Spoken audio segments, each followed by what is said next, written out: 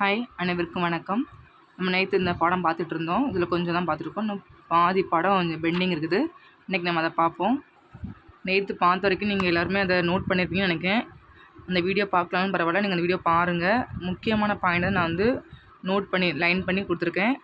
கண்டிப்பாக அதை ஒரு டைமாக வாசித்து இல்லை எழுதி வச்சுருங்க. உங்களோட புக்ஸ் இருந்தால் பரவாயில்ல, நோட் பண்ணிக்கோங்க. புக்கு இல்லாதவங்க நீங்கள் நோட் போட்டு தனியாக எழுதிக்கோங்க. சிக்ஸ்த்து அப்படி போட்டு ஃபஸ்ட் டேர்ம் புக்கில் தமிழ் அப்படி போட்டு ஃபஸ்ட் ஸ்டாண்டர்ட் இந்த 6th ஃபஸ்ட் டேர்மில் ஃபஸ்ட் லெசன் போட்டு நீங்கள் நோட் பண்ணி இல்லை பாயிண்ட் போட்டோ இல்லைனா ஒரு 1 2 3 போட்டு எழுத ஆரம்பிச்சுக்கோங்க.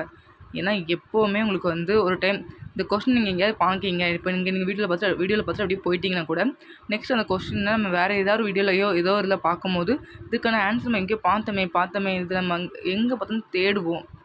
அதனால் நம்ம நோட் பண்ணி வச்சிட்டோம்னா இந்த நோட்டில் எழுதி வச்சுருக்கோம்னா இதில் தான் இருக்கும். நம்ம டக்குன்னு அதுக்கு நம்ம கொஸ்டின் தெரியும், ஆனால் ஆன்சர் தெரியலனா நமக்கு அந்த டைம் ரொம்ப யோசிப்போம். அதனால் நீங்கள் எழுதிட்டிங்கன்னா ரொம்ப பெஸ்ட்டு. சரி, வாங்க நம்ம பாடத்துக்குள்ளே போவோம். இன்றைக்கி என்ன பார்க்க போகிறோன்னா தெரிந்து கொள்ளணும் ஒரு முக்கியமான பாயிண்ட் இருக்குது அதில். அந்த பாடத்தில் தான் நம்ம இங்கேயும் முடிச்சிட்டோமா, அது வரைக்கும் முடிச்சுட்டு வந்துட்டோம். இன்றைக்கி நமக்கு தான் பார்க்க போகிறோம். அப்போ இதில் என்னென்னு பார்க்க போகிறோம். இப்போது சொல்லுங்கிற வார்த்தை இருக்குது. அதில் என்ன கொடுத்துருக்காங்க, தமிழ், தமிழ்நாடு, தமிழன்னு கொடுத்துருக்காங்க. இதில் முதலில் ஆளப்படும் இலக்கியம் அப்படின்னு கொடுத்துருக்காங்க. தொல்காப்பியம், சிலப்பதிகாரம், அப்பர் தேவாரம் கொடுத்துருக்காங்க.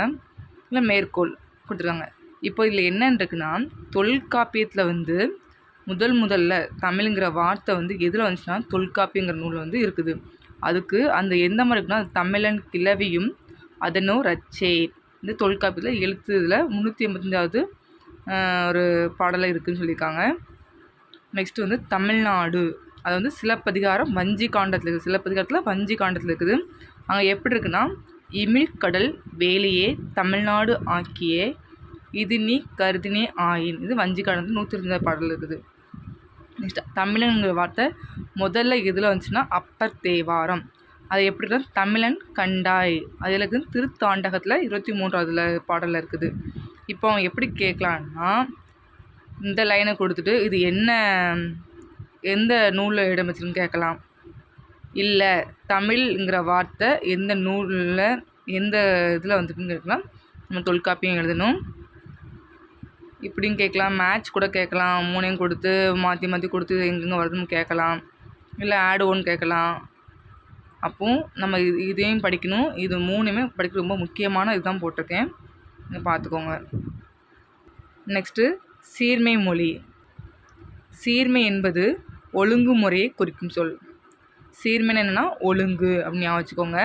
இதுதான் முக்கியமான இதில் ஒரு பாயிண்டே அதுதான். நாங்கள் அடுத்து போகிறோம். இப்போ நமக்கு இருத்திணை என்ன தெரியும், உயர்திணை அக்கிரிணை. இப்போ நம்மளுக்கு தெரியும் உயர்திணைனா அதுக்கு ஆப்போசிட் என்ன, தாழ்த்திணைன்னு நினைப்போம். ஆனால் அப்படி இல்லாமல் எப்படி முன்னோர் என்ன பண்ணியிருக்காங்கன்னா அதுக்கு அல் கூட்டல் அக்ரிணை தான் கொடுத்துருக்காங்க. அதுக்கு நம்ம உயர்திணை அக்ரிணை நமக்கு தெரியும். அது அக்ரிணை நம்ம எப்படி பிரிச்சிருக்காங்கன்னா அல் கூட்டல் திணை. அப்போ அதுக்கு என்ன அர்த்தம்னா உயர்வு அல்லாத திணை என பெயரிட்டு யார் நம்ம முன்னோர் இட்டிருக்காங்க. அதை அதே மாதிரி பாகற்காய் நமக்கு தெரியும், கசப்பு சுவையோடைய நமக்கு தெரியும். ஆனால் அது நம்ம கசப்பு காய் என்று கூட கூறாமல் இனிப்பு அல்லாத காய் பாகற்காய் அப்படி சொல்கிறோம். ஏன்னா வழங்கியிருக்காங்க அந்த காலத்துலேயே.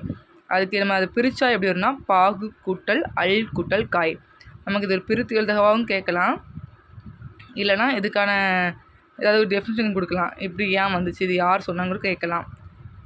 அப்போ நம்ம அல் குடல் திணை அக்ரிணை எப்படி பிரிப்பீங்கனாலும் அல் குடல் திணை எழுதணும். இதுக்கு மீனிங் என்னென்னா உயர்வல்லாத திணை அப்படின்னு நமக்கு எழுத தெரியணும். நெக்ஸ்ட்டு நம்ம வளமை மொழி பார்க்க போகிறோம். இதில் தமிழ் வளமை மிக்க மொழின்னு சொல்கிறாங்க. இப்போது இலக்கண நூல் நம்ம நேற்றே பார்த்தோம். தொல்காப்பியம் பழமையான நூல்னு பார்த்தோம். அது கூட சொன்னேன் நன்னூலும் அது ஒரு இலக்கண நூல். தொல்காப்பியமும் நன்னூலும் ஒரு இலக்கண நூல் சொன்னேன். இங்கே கொடுத்துருக்காங்க தொல்காப்பியமும் நன்னூல் உள்ளிட்ட இலக்கண நூல்கள் மிகுந்தது. அப்போது மிகுந்த தமிழ் மொழி. அப்போது இலக்கண நூல்கள் இது தொல்காப்பியம் நன்னூல். இங்கே சங்க இலக்கியங்கள்லாம் 8 தொகை 10 பாட்டு. அறநூல்கள்னால் திருக்குறள் நாலடியார். காப்பிய நூல்னால் சிலப்பதிகாரம் மணிமேகலை. இந்த மாதிரி இவ்வாறு இலக்கண வளம் இருந்தால் நம்ம தமிழ் மொழின்னு இருக்காங்க. தமிழ்மொழி அது மட்டும் இல்லாமல் சொல்வளம் மிக்கதுன்னு சொல்லியிருக்காங்க. நெக்ஸ்ட் நம்ம பார்க்குறது என்னென்னா பூவின் 7 நிலைகள் சொல்லியிருக்காங்க. பூவின் 7 நிலைகள்.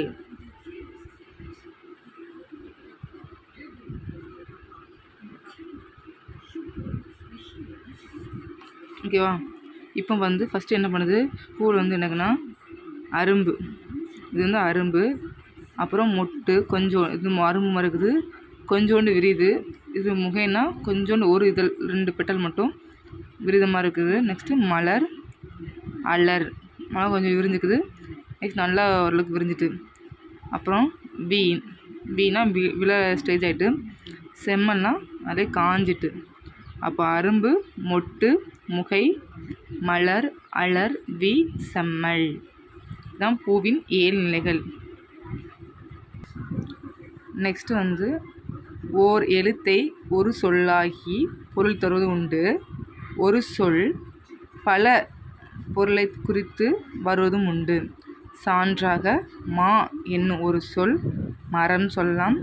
விலங்கு, பெரிய, திருமகள், அழகு, அறிவு, அளவு, அழைத்தல், துகள், மேன்மை, வயல், வண்டு. இதில் அந்த மாங்கிற ஒரு சின்ன ஒரே ஒரு எழுத்துக்கு, இந்த ஒரு எழுத்துக்கு இத்தனை சொல் இருக்குது. அதான் ஒரு எழுத்தை ஒரு சொல்லாக்கி பொருள் தருவது உண்டு. ஒரு சொல் பல பொருள் குறித்தும் வர்றது உண்டுருக்காங்க. நெக்ஸ்ட்டு வந்து மலர்மொழி. தமிழுக்கு முத்தமிழ் என்னும் சிறப்பு பெயர் ஒன்று தெரியும். முத்தமிழ் நமக்கு என்னென்னு தெரியும், இயல், இசை, நாடகம். இப்போ இயல்னால் இங்கே என்னென்னு பார்க்க போகிறோம். இயல்னா எண்ணத்தை வந்து வெளிப்படுத்துறது தான் இயல் தமிழ்ங்காங்க.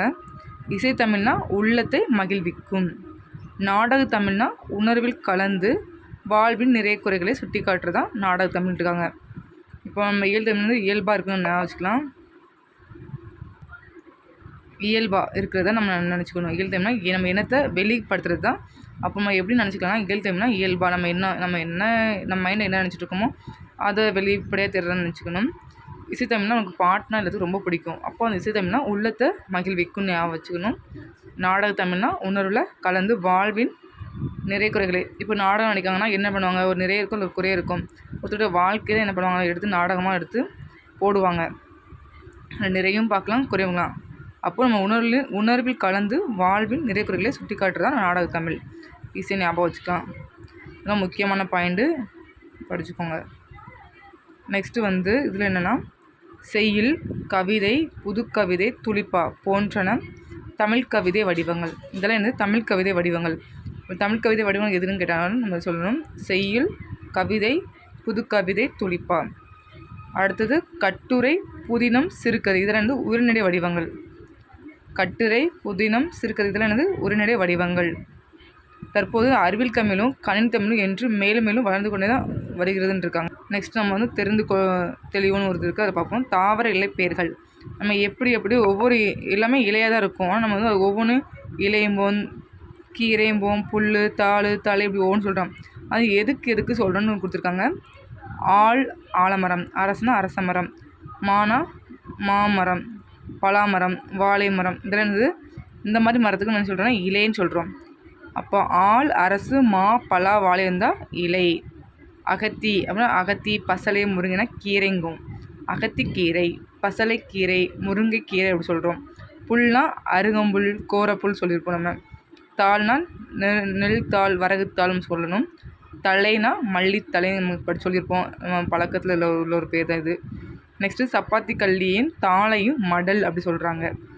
நெக்ஸ்ட்டு தோகை வந்து கரும்பு தோகை, நாணல் தோகை அப்படிங்காங்க. ஓலைனா பனை ஓலை, தென்னை ஓலை. கூந்தல்னா கமுகுன்னு பாக்கு. கமுகுன்னு பாக்கு. அவங்க பாக்குக்கு என்ன சொல்கிறாங்க, இலைக்கு கூந்தல்னு சொல்கிறாங்க. இது கண்டிப்பாக படிச்சுக்கோங்க. நெக்ஸ்ட்டு வந்து புதுமை மொழி. இதில் முக்கியமான என்ன விஷயம்னா, புதுமை இப்போ நம்ம அப்படியே பார்த்தோம். நம்ம நிறைய அறிவியல் தமிழுக்கு கணினி தமிழுக்குலாம் நம்மளுக்கு வந்து நிறைய வார்த்தைகள், புது வார்த்தைகள்லாம் நமக்கு தேவைப்படுது. அதுக்காண்டி இவங்க நிறைய வார்த்தையை தேடி எடுத்திருக்காங்க, கண்டுபிடிச்சிருக்காங்க. அப்போது அதுக்கு என்னென்னா உருவாக்கியிருக்காங்க அந்த வார்த்தையெல்லாம். அப்போ இணையம், முகநூல், புலனம், குரல் தேடல், தேடுபொறி, செயலி, தொடுதிரை. இதுக்கெலாம் நமக்கு என்ன தெரியும், இணையம் தெரியும், இன்டர்நெட் தெரியும். முகநூல்னா ஃபேஸ்புக், புலனம்னா வாட்ஸ்அப், குரல் தேடல்னா வாய்ஸ் சர்ச், தேடுபொறினா சர்ச் தான், செயலினா ஆப், தொடுதிரைனா டச் ஸ்க்ரீன். இந்த மாதிரி இருக்குது. நம்மளுக்கு தமிழ் தெரிஞ்சுக்கணும், இதுக்கு இங்கிலீஷ் தெரிஞ்சுக்கிறது நல்லது தான். நெக்ஸ்ட்டு வந்து சமூக ஊடகம் கொடுத்துருக்காங்க, செய்தித்தாள், வானொலி, தொலைக்காட்சி. இதுலேயே நம்ம தமிழ் மொழியும் பயன்படுத்தத்தக்கதாக விளங்குகிறது சொல்லியிருக்காங்க. இப்போ நம்ம ஒரு மொழியை வந்து கணினியில் பயன்படுத்த வேண்டும்னா அதுக்கு எப்படி இருக்கணுமா, எண்களின் அடிப்படையில் வடிவமைக்கப்பட வேண்டியிருக்கு. அதே மாதிரி நம்ம தமிழ் மொழி வந்து அதுக்கு ஏற்றாற்போல இருக்குன்னு இருக்காங்க. இப்போ தொல்காப்பியம், நன்னூல் போன்றவை நாம் படிப்பதற்காக எழுதப்பட்டவை ஆயினும் அவை கணினி மொழிக்கு ஏற்ற நுட்பமான வடிவத்தையும் பெற்றுள்ளன்னு இருக்காங்க. வந்து நெக்ஸ்ட்டு வந்து தமிழ் எண்களை அறிவோன்னு இருக்குது. இப்போ நமக்கு ஆல்ரெடி தெரிஞ்ச விஷயம், சின்ன வயசுலேருந்து படிச்சுட்டு வரோம், சின்ன வயசுலேருந்து படிச்சுட்டு வரோம். 1னா கா, 2னா ஊ, 3னா ஞ, இந்த மாதிரி ஒரு மாதிரி இப்படி போட்டிருக்காங்க.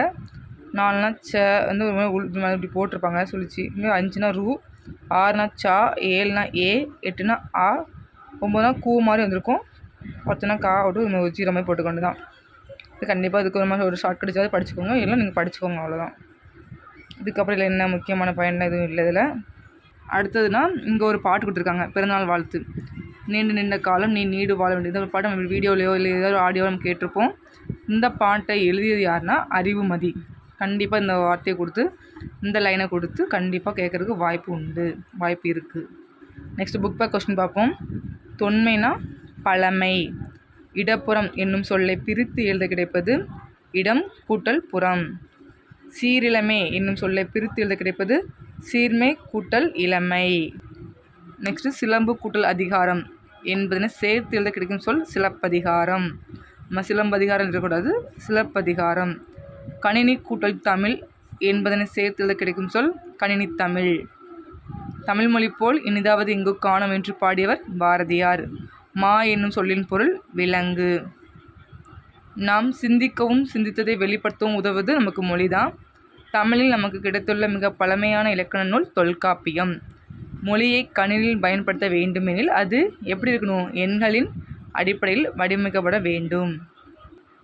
சரி, ஓகே ஃப்ரெண்ட்ஸ், இன்றைக்கி வந்து அவ்வளோதான், இந்த பாடம் முடிஞ்சிச்சு. நம்ம அடுத்த இயல் 1 இருக்குது, நெக்ஸ்ட்டு விரிவான இருக்கும், நம்ம அதை அடுத்த வீடியோவில் பார்ப்போம். இன்றைக்கி இந்த முக்கியமான பாயிண்ட் சொல்லியிருக்கோம். இதை கண்டிப்பாக நீங்கள் நோட் பண்ணி நோட்டில் எழுதி வச்சுக்கோங்க. மறக்காமல் படிக்கவும் மறந்துடாதீங்க. இந்த வீடியோ பார்த்ததுக்காக ரொம்ப நன்றி. தேங்க்யூ. நெக்ஸ்ட் வீடியோவில் பார்ப்போம். பாய்.